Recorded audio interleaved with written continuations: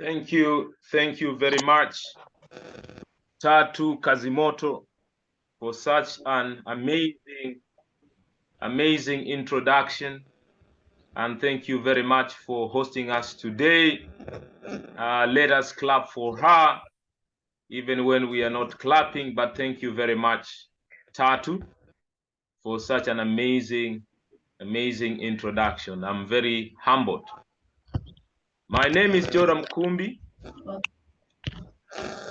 As Tatu has introduced me, I'm a country coordinator of Africa Youth Leadership Forum, and we'll get a chance to introduce ourselves later. And I will kindly request you, if you have not muted your microphone, please kindly mute your microphone. So today, I'm going to share with you the principles and the topic that we have on the table today, which is developing the leader within. Now, before we go into the details, I would love to take you through Africa Youth Leadership Forum. It is important every time when we are meeting to remind ourselves of the core principles, the mission, and the vision. Africa Youth Leadership Forum is simply a network of young leaders who want to stay connected for a long period of time for majorly two reasons: so that they can inspire each other and so that they can work together toward shaping a better world. Why Africa? Africa as the continent, we are lagging behind. The statistics about Africa are not good, are not pleasing. Why the youth? We are the majority. Kwa nini vijana? Ni kwa sababu vijana sisi ni wengi. 75% of Africa's population are young people under the age of 35 years. Na kwa nini leadership? Why leadership? Because everything rises and falls on leadership. The biggest challenge in this part of the world, in Africa, is the challenge of leadership. We don't have enough transformative leaders. We don't have enough servant leaders to take us to where we desire. We have not yet realized the Agenda 2063, the Africa we want. While you're coming together in our numbers like the way we do, it helps us to connect, but also to sharpen each other. So I would love to welcome you very warmly from different corners of the world and different corners of the country to this forum.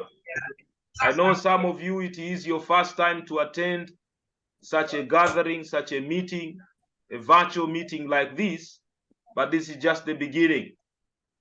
Let us stay in touch. I have published 5 books on Amazon. As you can see, the pictures, you can access them. I believe as a person who has gone to school, I have a role, I have a responsibility to share knowledge, what I have learned and what I have been able to digest over the years. And I thought it was good to write something and to share with you. So in today's session, I'm going to briefly share about Africa Youth Leadership Forum for you to get to know it. And number 2, I'm going to introduce to you module number 1, which is developing the leader within.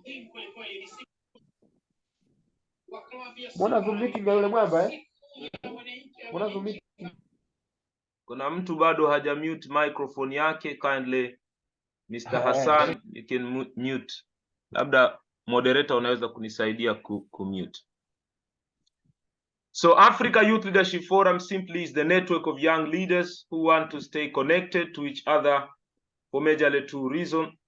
Number 1, so that we can inspire and support one another.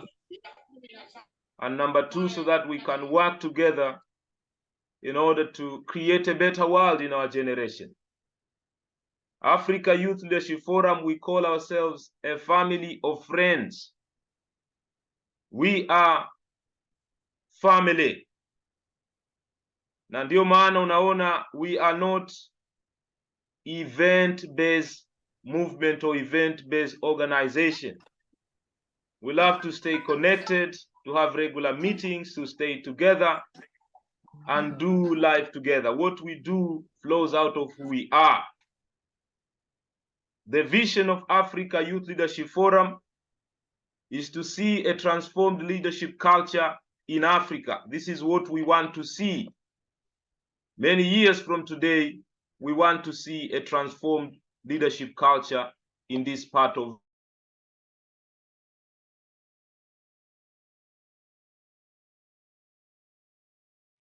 Brother Joramu, you're muted. You're muted. Sorry. The mission of Africa Youth Leadership Forum is to be a movement of friends and nurture a new breed of leaders in Africa based on the leadership qualities of Jesus, as exemplified by people like Mahatma Gandhi, Mwalimu Nyerere, Nelson Mandela, Bibi Titi, Mother Teresa, and many of their kind. So we want to raise an army of servant and transformational leaders who will take Tanzania to the next level and who will take Africa to the next level. In Africa Youth Leadership Forum, we have 4 pillars. Kuna nguzo 4. Nguzo ya kwanza tunasema taking up responsibility and demonstrating servant and transformational leadership. Kuchukua uongozi, iwe kazini, iwe chuoni, iwe kijijini, iwe mtaani, take up leadership. Usiogope. And once you have assumed the roles of leadership, demonstrate servant and transformational leadership. Demonstrate transformational leadership, because that is what we need from this part of the world. Number 2, we want to be known as people who portray godly character. We believe that God is our supreme leader. Everything begins with God and ends with God. People who are God-fearing and who are accountable to God, they can also be accountable to their fellow men and women. Pillar number 3, maintaining long-term committed relationship.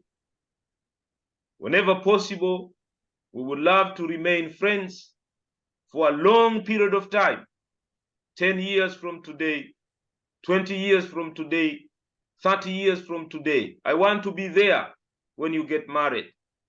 I want your children and my children to play together if possible. Let us continue to be in touch, because 2 are better than 1. And cord of 3 strands cannot be easily broken. So unity is strength.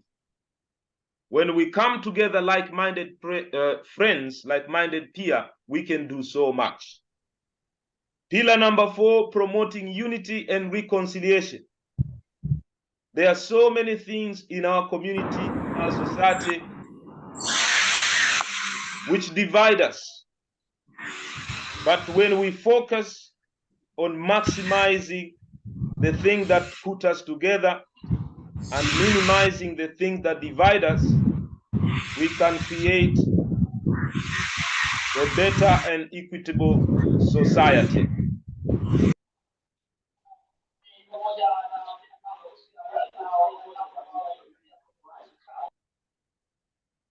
So this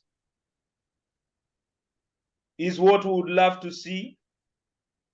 We would love to see young people transformed. We would love to see an army of servant and transformational leaders who will take charge of our destiny, who will run companies and institutions well.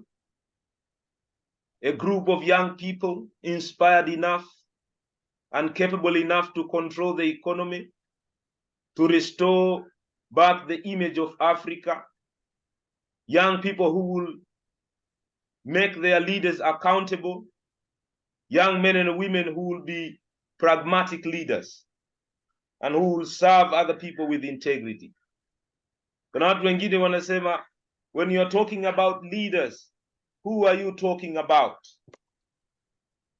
Who can we emulate? These are some of the leaders who have served their fellow human being well. And I'm not trying to convince you that these people were angels. They were not angels, but at least they tried their level best to serve their fellow human being with integrity, with humility, and service beyond self. People like Nelson Mandela, Mwalimu Nyerere, Martin Luther King Jr., Mahatma Gandhi, Mother Teresa, Wangari Maathai, Bibi Titi Mohamedi, these people, we remember them for their selfless service. We would love young people to emulate and imitate their spirit as they keep on serving their fellow human being. So module number 1, developing the leader within. Africa Youth Leadership Forum, we have 3 modules. We have 3 modules, and this is module number 1. We have 3 modules, developing the leader within. In this module, it seeks to help you as an individual to manage yourself better. It seeks to make you a better leader, to conquer yourself first, to have what we call private victory before you may have public victory. Do you know how to keep time? Are you disciplined enough to work without supervision? Are you hungry? Are you passionate? Do you have a vision, a clear picture? Do you know your destination? These are some of the things that this module will help us to answer, as far as personal leadership is concerned. Kwa hiyo module hii namba 1 ni muhimu sana. You cannot have public victory if you don't have personal victory. So module number 1, it has got several chapters.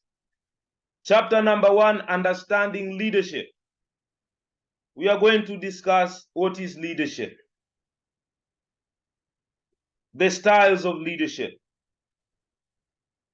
leading with excellence. What does it mean, leading with excellence? This is chapter 1 of module number 1, developing the leader within. Chapter 2, demonstrating effective leadership. What is effective leadership? The character of an effective leader. A leader of good character, anaonekanaje, anakuaje?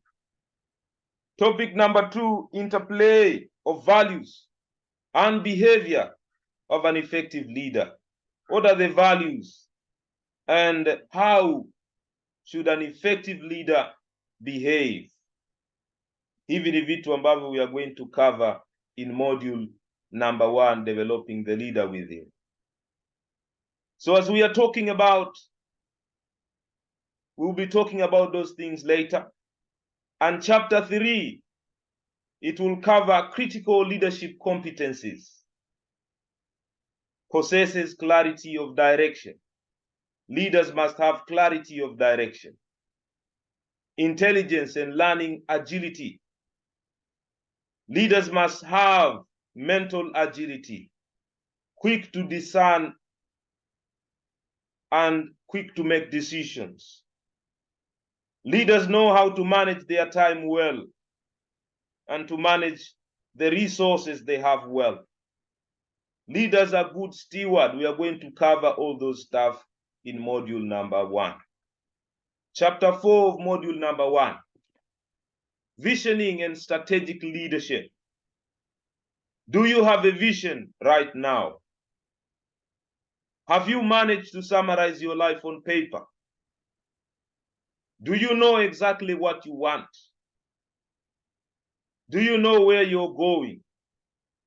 Because if you don't know where you're going, you have reached. The most difficult thing to do is to summarize your life on paper, is to have a vision. It's not easy. The vision will dictate, will govern you, will decide upon many things: the kind of friends you'll associate with, the kind of things you'll be watching and listening, how you manage your time, how you use your time. So the vision really dictates almost everything in our lives. It's a sacred statement. The statement becomes you, and you become that statement. Do you have a vision statement? We are going to cover this in this module number 1. The essentials of strategic leadership and strategic thinking. Are we thinking? What does it take to become a strategic thinker? Those are some of the things we are going to discuss in module number 1. Chapter 5, developing leadership skills. Do you know the package you need to move forward? The necessary skills you need to move forward in your career, in your business, in your personal life. As a young fellow, young intellectual, do you know the necessary skills you need to move forward? Introduction of developing leadership skills, the essential qualities, the leadership approaches, turning the core leadership function into skills, and how to develop yourself as a leader. We are going to cover them. Now, today we are going to begin with chapter 1, understanding leadership. What is leadership? The styles of leadership and leading with excellence. What is leadership, my dear brothers and sisters? As I was researching about this term in Oxford Advanced Learners Dictionary, I found this definition.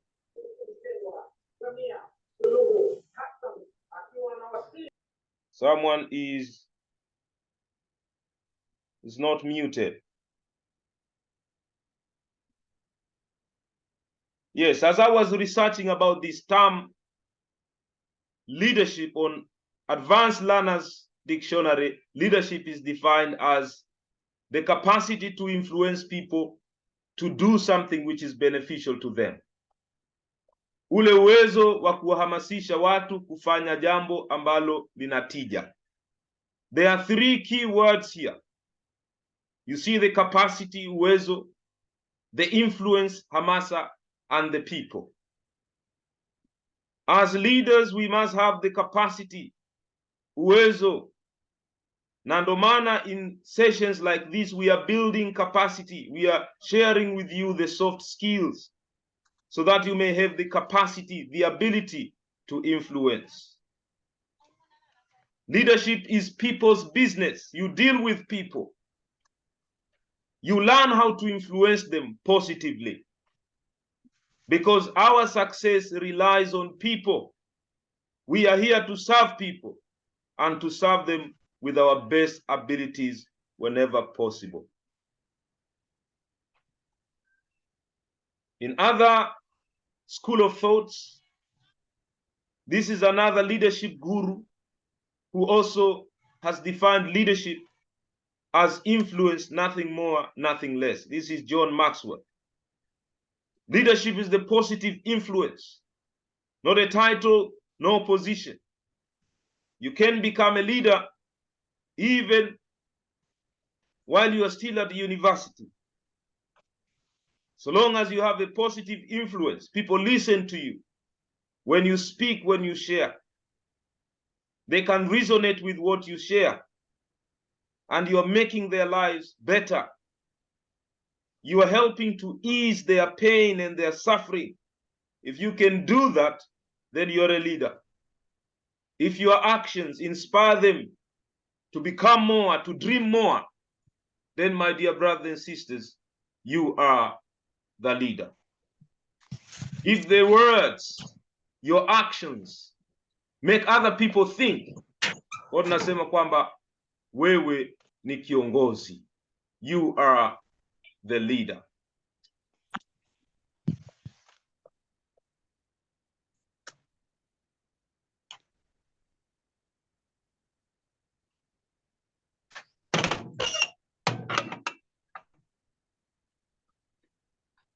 The law of influence, the true measure of leadership is positive influence. If you want to know whether you are a leader or not, look around and see if you have positive influence. If you are leading and no one is listening to you, if you are leading and no one is following you, then your leadership capacity is low. Your leadership capacity is down. The true measure of leadership is influence. The task of leadership is not to put greatness in people, but the task of leadership is to pull leadership out of them, to pull greatness out of them. Kwa sababu people are born with seeds of greatness in them. Walikusha kuzaliwa na ukuu. The role of leadership is to polish their potential, to uncover the greatness that lies within them, to spark, kuwahamasisha na kuvuta vile vitu vikubwa ambavyo viko ndani yao. Now this is a very broad definition of leadership, defined by Miles Monroe. This is one of my mentors. I have learned so much from Miles Monroe. You may define leadership as the capacity to influence others through inspiration, motivated by a passion, generated by a vision, produced by a conviction, and ignited by a purpose. It begins by inspiration first. You inspire other people, and inspiration is more than a motivation. A motivation can last within minutes, within hours, but inspiration can last forever. A passion is a fuel. You must be passionate about what you're doing if you are to create an impact. The passion will make you unstoppable when everything does not make sense. If you still have the passion, you will endure anyhow. And then the vision, very, very important, the big picture, where you want to go, where you want to end, your destination is very, very important. You must know your destination before you start your journey. Leaders with vision, they achieve so much more. And then lastly, you must have a conviction. Conviction is what separates cowards and leaders, followers and leaders. When you study the history of Nelson Mandela, Nelson Mandela had the conviction. It was the conviction that sent Nelson Mandela to prison. Aliamini kitu fulani. What are you willing to die for? What are you willing to live for? Have you discovered something you're willing to live for and to die for? The moment you have discovered, that is your conviction. Nelson Mandela anasema, I would rather go to jail than to continue living and see my fellow South Africans suffering. Hiyo ndo tunasema conviction.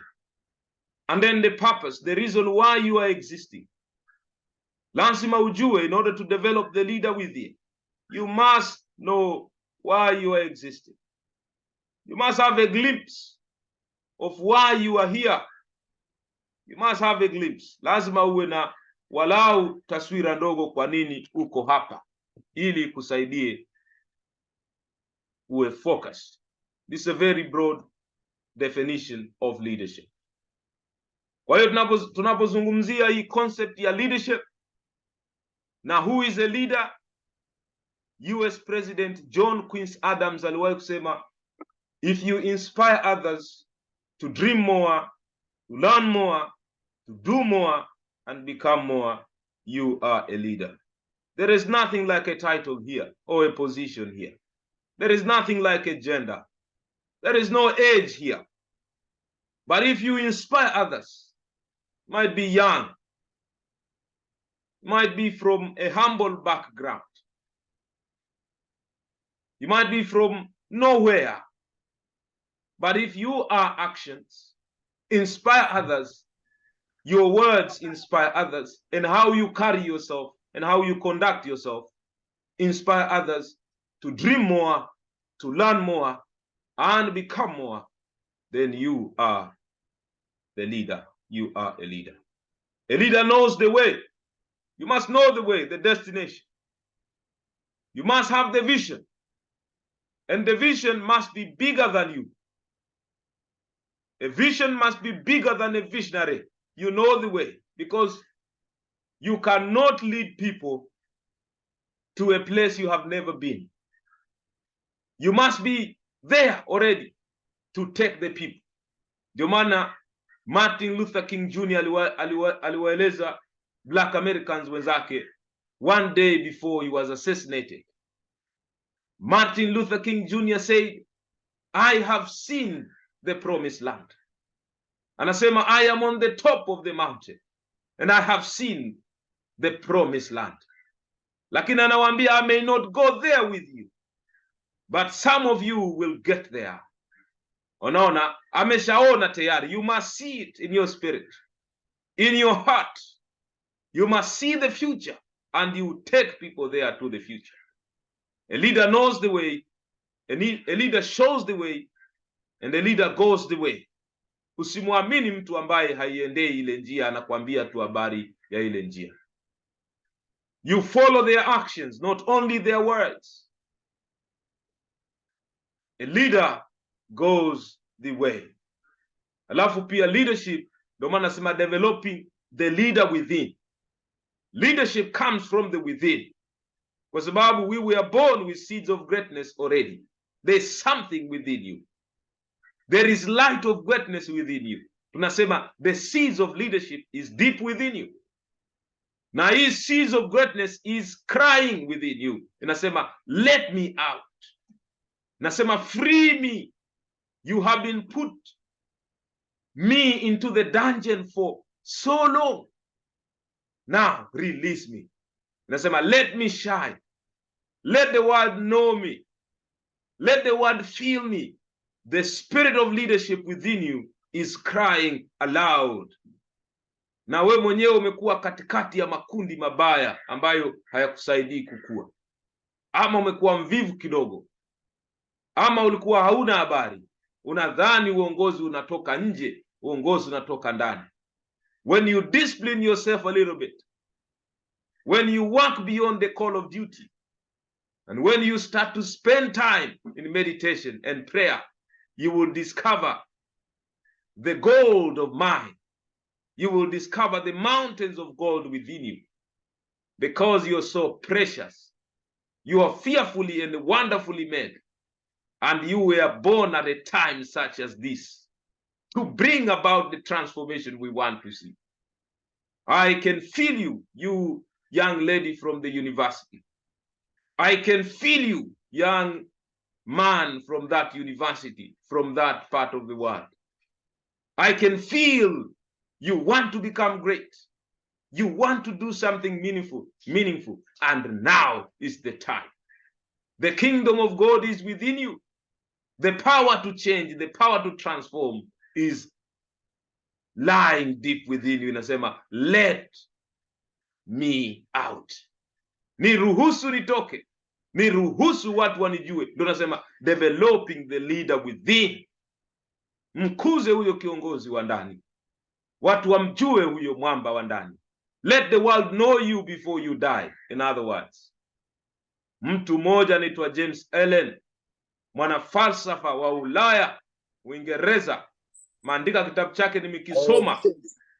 Kitabu hichi kinaitwa As a Man Thinketh. Anasema the vision that you glorify in your mind, the ideal that you enthrone in your heart, this you build your life by, and this you will become.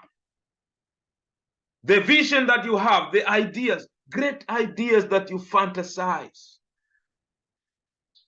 great idea that you cherish, the ideal, kitu ambacho unataka maisha yako yawe, hayo ndio utakayokuwa. You will become by those things you fantasize, great ideas you cherish in your mind and in your spirit. In other words, we become our thoughts. Whatever we keep thinking and acting, we become. The ideas tend to crystallize and materialize, and then we become what we think most of the time. So start thinking right now. Why are we focusing on leadership? Why are we bothering to mobilize you and to invite you in spaces like this? Why are you spending time and resources to come and engage you young people at the university? Why are we focusing upon the young people and leadership as Africa Youth Leadership Forum? Because we know the antidote of the problems and the challenges we are in can only be solved by leadership. If we have the right leadership on the ground, everything changes. As a matter of fact, everything rises and falls on leadership. Look, read your history. If you think I am lying, go read the history of humankind, their suffering and their victory. Read. You will come to find out that the story, the history of humankind, their triumph and tragedies is largely upon the story of their leaders.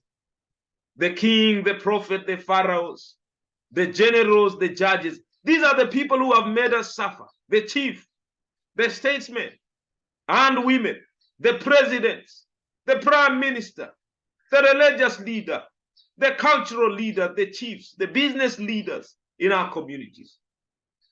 You know, when you count the number of presidents in the world, there are only 200.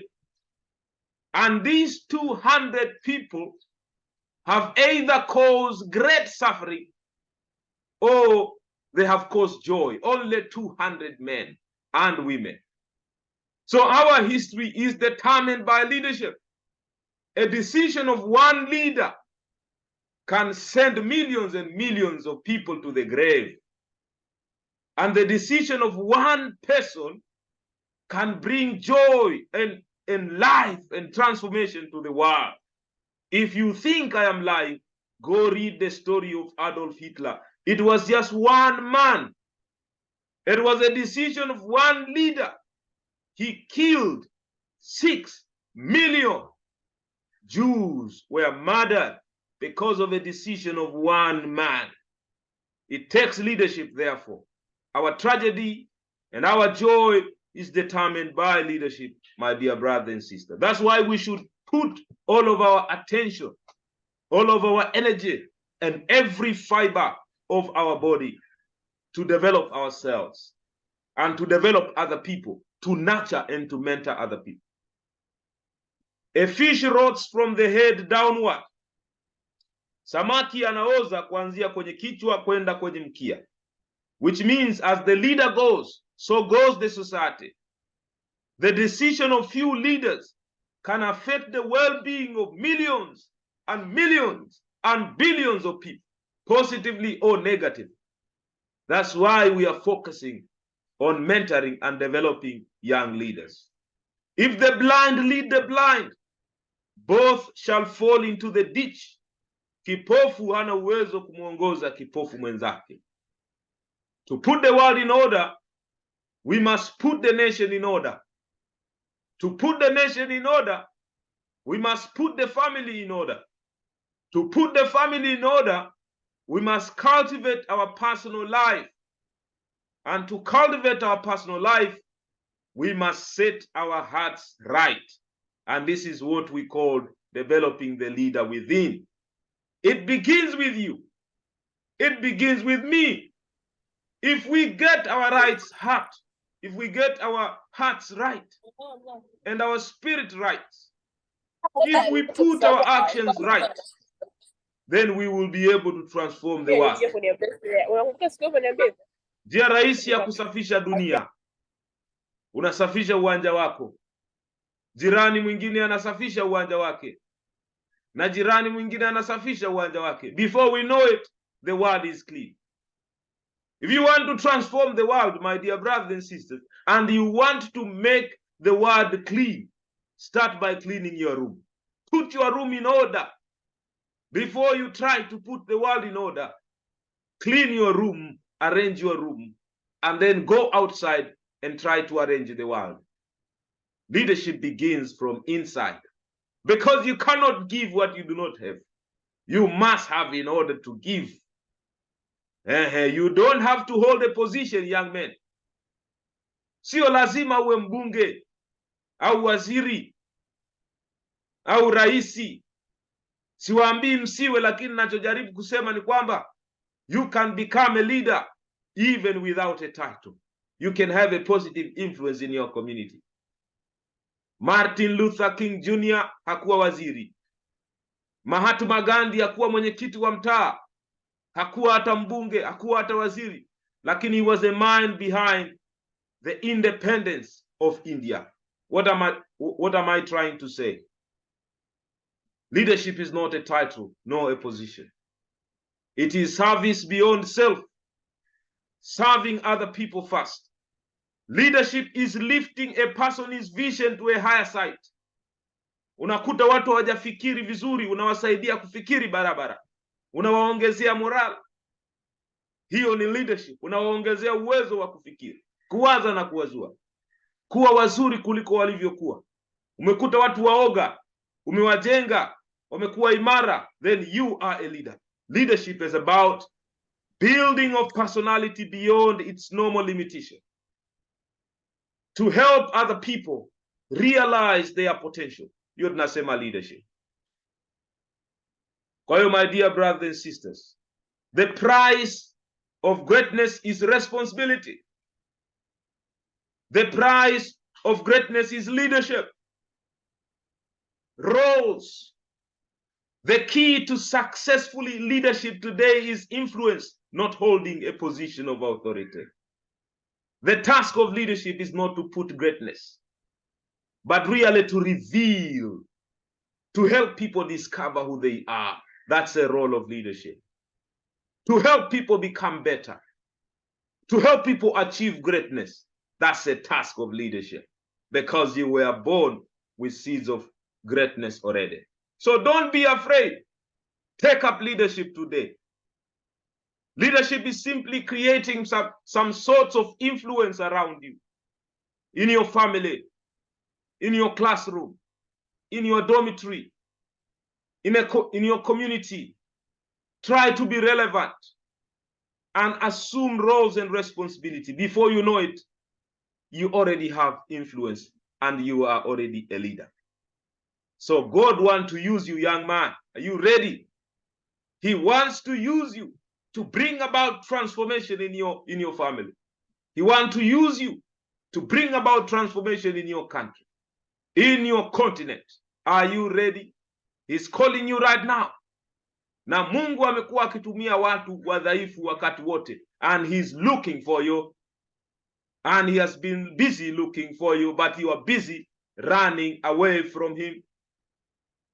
So tunasema hivi, Abraham was old, Jacob was insecure, Leah was unattractive. So God wants to use you to make a difference. He has to work through you. He knows you are imperfect. He knows you are not capable, but he wants to use you. Nevertheless, Moses was stammering. Gideon was poor. Rahab was immoral. David was unfair. Elijah was suicidal. Jeremiah was depressed. Jonah was reluctant to serve God. Naomi was just a widow woman. John the Baptist could not fit into society. Peter was a hot-tempered man, and Martha worried a lot. But still, these people, they transformed our world. So you have no excuse. You cannot say, oh, I can't do this because I'm only a girl. Or I cannot do this because I'm only a boy. I'm young. I am from poor family. Because of this, because of that. Don't you know I come from the humble background or humble tribe? You have no excuses. You can do amazing stuff. Don't nasema kwamba, why are we focusing on leadership? Because no society can raise above the limitation of the character of its leaders. No society can raise beyond the character of its leaders. If our leaders are at this level, lower level, we also become at the lower level. The fish rots from the head downward. Very, very important. So my dear brothers and sisters, the approach that we are going to use in helping us to discover or to develop the leader within, tunaenda kutumia approach inaitwa inside-outside approach. Inside-outside approach. Changing the person from the inside first, and then the outside will follow. So the personal leadership is the process of always keeping the vision, the values before you, and aligning your life consistent with them. Na pia material ambayo tutakuwa tunayatoa, tunadiskasi hapa in this module number 1, yanagusa maeneo manne. Kwa sababu nasema you as a human being, you are 4 in 1. You are a spiritual being. That's why you go to church and you go to mosque. You are a spiritual being. You pray to God. And some of you, not some of you, all of you, you are spiritual beings. Watu wengine wanadhani kwamba we are human beings trying to have a spiritual experience. It's the vice versa. We are spiritual beings and we are here on the planet Earth trying to have a human experience. That's why our spirit one day will leave the body and go away and disappear. It is the spirit that leaves the body and not the body leaving the spirit. So we are spiritual beings. Before we were physical, we were spiritual, and will remain spiritual for the rest of our lives. So the material will also touch the spiritual area. These material correspond with the wisdom of God and the wisdom of man. Na pia itakuwa inahusisha mambo ya social. We are social beings. We are part of the community. We are part of the family. The mental being will also spark your mental area. Takuhamasisha usome zaidi na uwe mzuri zaidi in the mental area. You are a mental being. That's why you are at the university. You are studying the course you are studying. Na sisi tunasema study your books, perform and give us good grade, but also never be poor in other spheres of life. The physical area. Maintain exercises, eat well, drink well, so that your body can serve you well. Kwa mafundisho yatakuwa yanagusa maeneo hayo yote manne.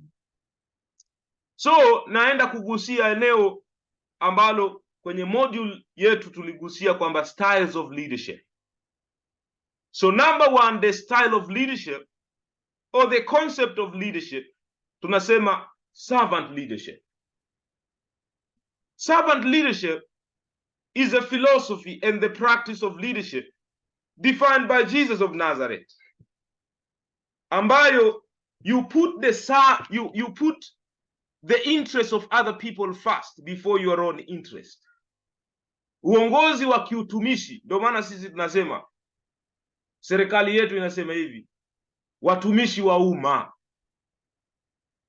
Ile ni idea ambayo ililetwa na bwana mkubwa ambaye alisema kwamba I have come to serve and not to be served. Maandiko yana record hivi kwamba anasema the greatest among you shall be your servant. Akaeka mambo upside down kwamba whoever want to be first, unaona, whoever want to be first must become a slave, and whoever want to become great must become a servant. So the price of being great, if you truly want to become great, then you must serve other people. Na servant leadership ndio tunasema the highest and the best style of leadership ever, because you're serving the interest of other people first. Kwa hiyo naweza nikasema without any fear of exhibition kwamba Julius Nyerere was a servant leader. He served the interest of his fellow Tanzanians first. Ndio maana hajawa mla rushwa, hajajilimbikizia mali, aliwaongoza wananchi wake, akaondoka kama mtu maskini lakini si mtu maskini. Why? He was a servant leader, serving the interests of other people first. So servant leaders achieve results for their organization, their companies, their countries by giving priority attention to the needs of their colleagues and those whom they serve above their own ego, above their own personal interests. They put the interests of other people first. Hao ndo tunasema servant leaders. We have very few servant leaders in our world today. That's why we want you to become the servant leader. It is through serving other people first that we become great, that we become powerful. This is a concept number one. Uongozi wa kiutumishi.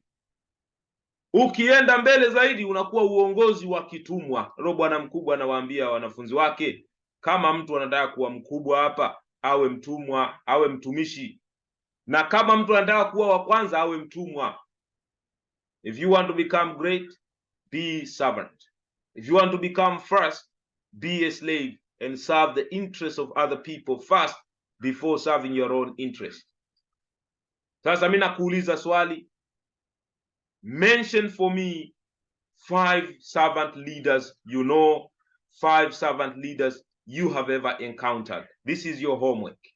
Mention 5 servant leaders, people who have served the interests of other people and not their own interests.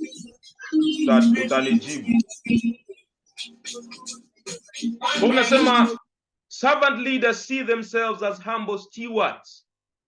Ni mawakili, wanajiona kama mawakili tu. Wanasema mimi ni wakili tu.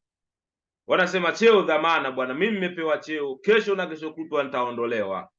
Sasa nitumie nafasi hii niwatumikie wenzangu. Nitumie ofisi hii kuwatumikia wenzangu. I'm just a steward. This office does not belong to me. Hata katika maisha yao binafsi wanasema this life does not belong to me. One day I will not be in this body. So I have to be a good steward of my body. I have to be a good steward because really this do not belong to me. So with that sense, they serve with humility, they serve with integrity, they serve with character. Be it in the financial resources, the human resources, the physical resources, they are really know that they are just stewards and they don't own. Hao watu wanauliza watu hivi, how can I help you?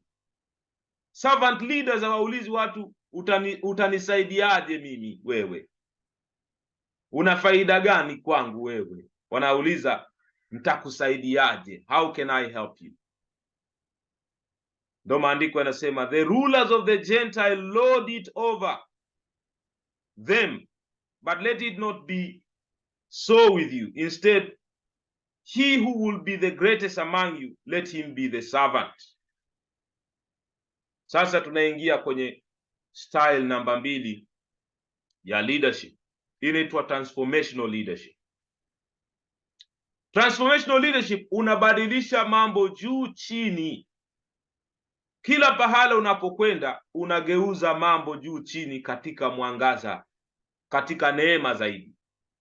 Nasema transformational leaders need to possess social intelligence, a zest for change, and above all, a vision for a better future that will inspire people to the point where they are willing to invest their time and energies to help achieve its realization.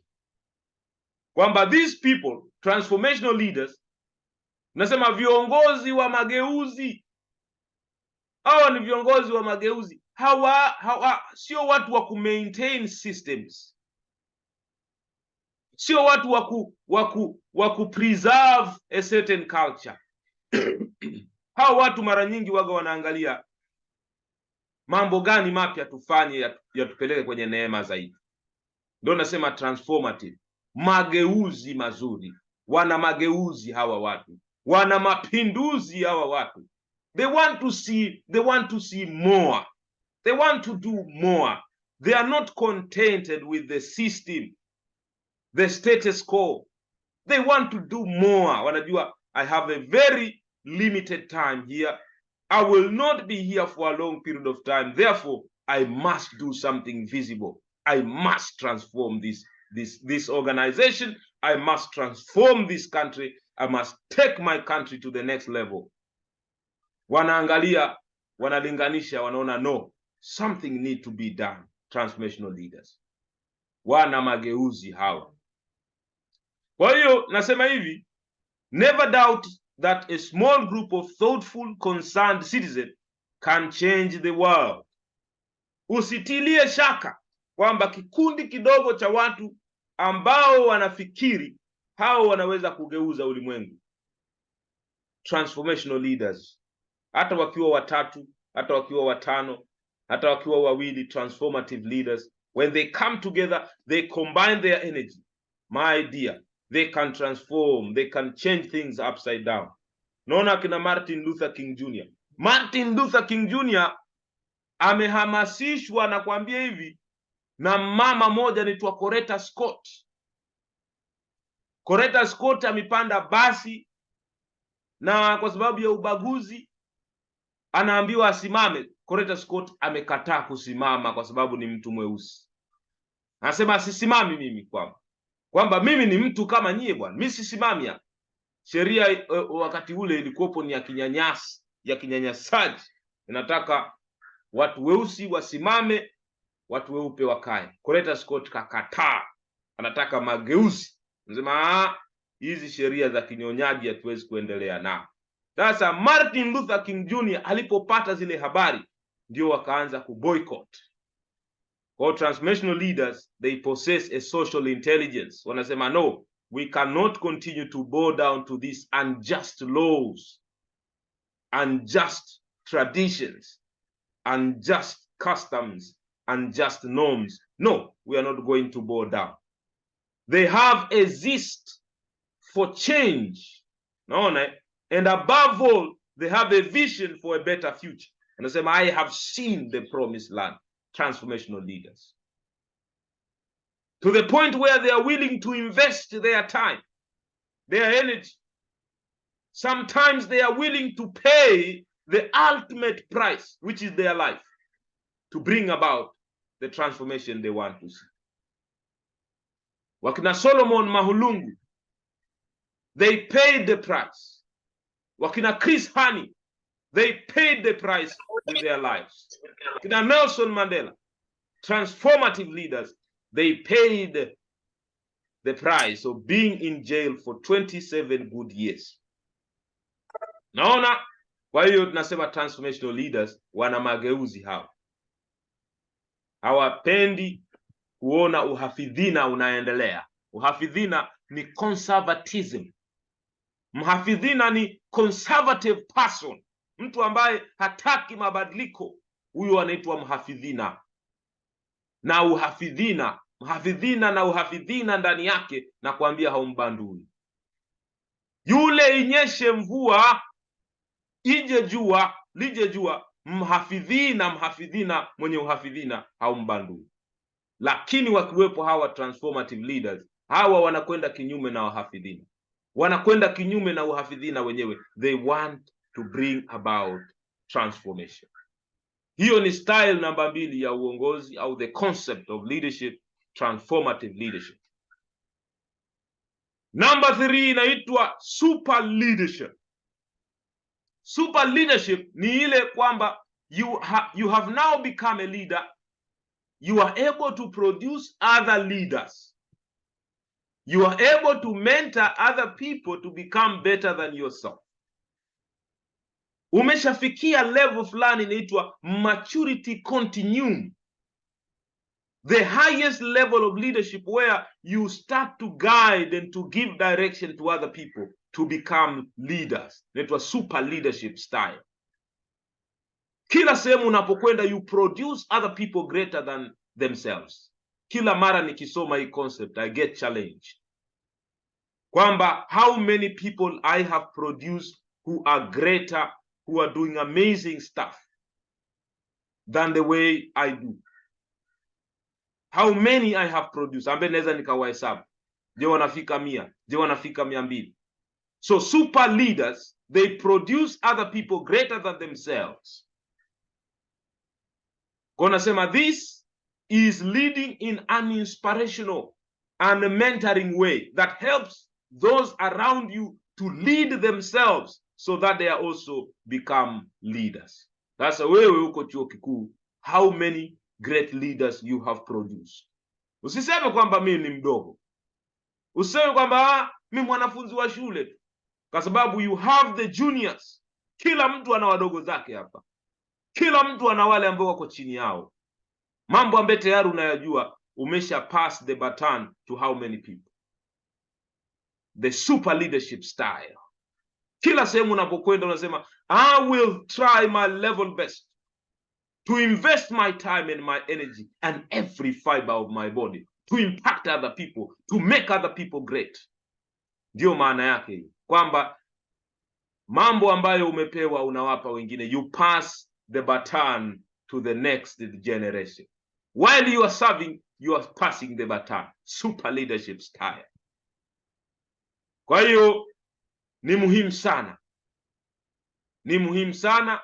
Wakati mwingine leadership is not measured by how many offices or how many things we achieve. Leadership is measured by how many people we have inspired and we have transformed.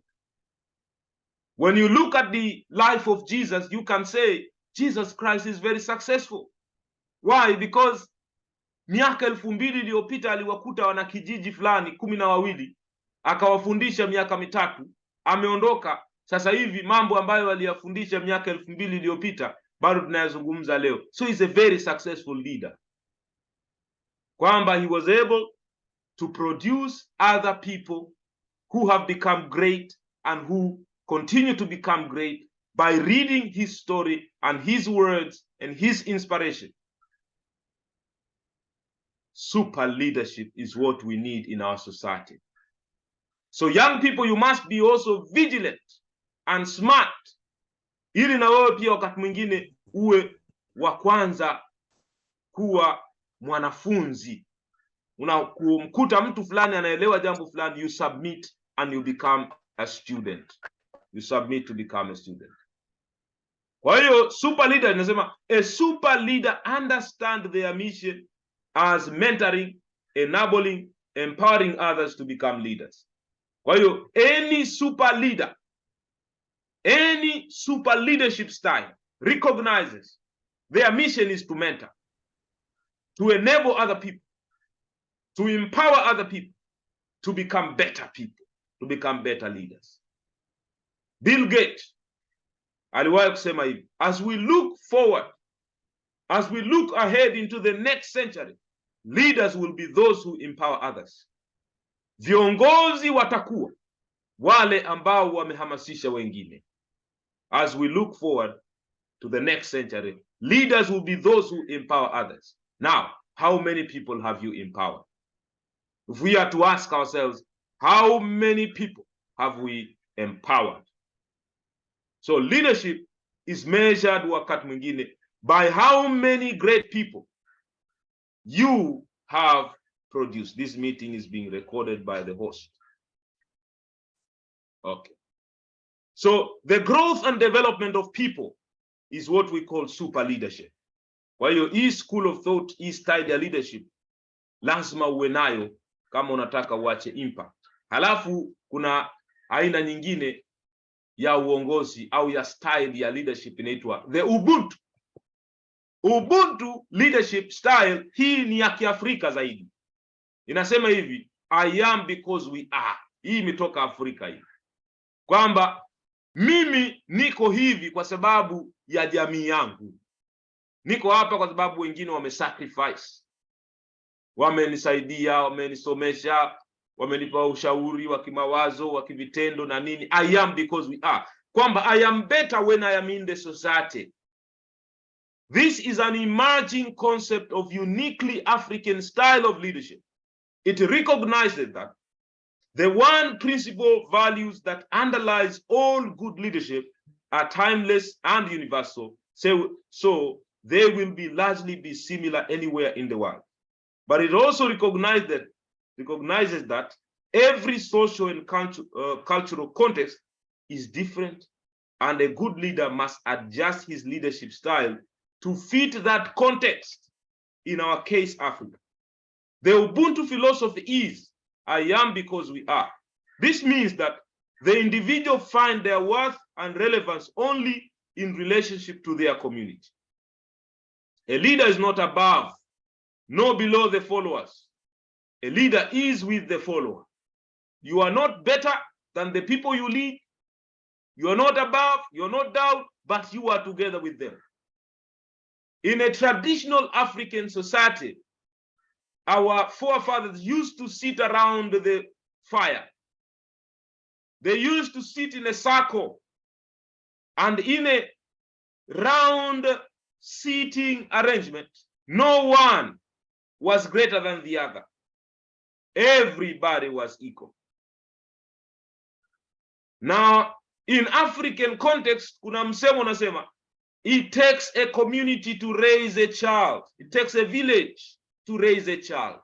A child belongs to the village. Jomana zamani ulikuwa unaenda shule bwana mdogo, ukibana njiani ya uendi shule, unachapwa viboko na mtu yoyote unayekutana naye barabarani kwamba nenda shule. Sasa hivi kidogo hiyo aina ya uongozi inaanza kupotea. Lakini zamani ulikuwa ukifanya jambo baya, taarifa zinafika nyumbani kwamba mwanenu hajaenda shule, nimemchapa viboko na nini, kwa sababu it was part of the community to raise children. I am because we are. The Ubuntu leadership. Kwa hiyo this is the concept as young intellectuals we are supposed to embrace. Kwamba you are worth, samani yako iko katika jamii inayokuzunguka. That's why it's important to see what you can do to make your community better. What you can do to improve the lives of those around you. Kila siku jiulize maswali, what can I do to improve my community? What can I do to better the people around me? Because I am, because we are. If you train your child well, you train your girl well, and I train my boy well, then we are going to have a wonderful family. Our children will have a better family. If you train your boy well, I train my girl well, then we are going to have a very good family. I am because we are. Mtu mmoja asipofanya jukumu lake tunapata matatizo. Kwa hiyo you are not better than me, I'm not better than you. We are equal. Let us play our role. Hiyo concept inaitwa Ubuntu leadership. The Ubuntu leadership style, I am because we are. Individuals find their worth and relevancy in their community where they come from. Alafu concept nyingine hapa sijaiweka, inaitwa authentic leadership. Nimesahau kuiweka, inaitwa authentic leadership. Authentic leadership ni uongozi wa kuwa mkweli. Uongozi wa kuwa mkweli, you are true as a person. You're not trying to become a copy of something else. but you are true, you serve with integrity, with excellence. Hiyo tunaita authentic leadership style. Ninyi ni wa kweli, amjaribu kudanganya kwenda katika njia ambazo ndizo sizo. So the Ubuntu leadership style. So leadership is lifting a person's vision to higher heights. As we are summarizing, so take up leadership wherever you go. Stand up, speak up, step up, and become a leader. Usiogope. Naweza kuwa ni binti wa shule tu, bado uko chuo kikuu, lakini take time to build yourself and have the courage. Get out of your comfort zone and speak up. Learn how to articulate. Jua namna ya kuongea, namna ya kuandika verbally and through writings. It is very, very important so that you can help to address some of the challenges in your own community. Having said that, my dear brothers and sisters, I have so much to share with you, but for the sake of time, we shall continue next time. Tuendelee na hii series paka tumalize mafundisho haya. We still have a lot of things to share on our table. But I would love to open up the floor. If you have a comment, you have a question, you are most welcome. God bless you. And back to you, Madam Moderator Tatu. Thank you very much for being attentive, and God bless you all. Thank you very much, Brother Joram. It was such an insightful presentation, and if I were to give you awards, you would have won all of them. I hope kila aliyoko hapa amejifunza mambo mengi sana, na pengine unaweza ukawa una swali ama kuna kitu ambacho hujakielewa. Now this is the ample time for you to raise a question. So the modality of doing this is whether you type on the message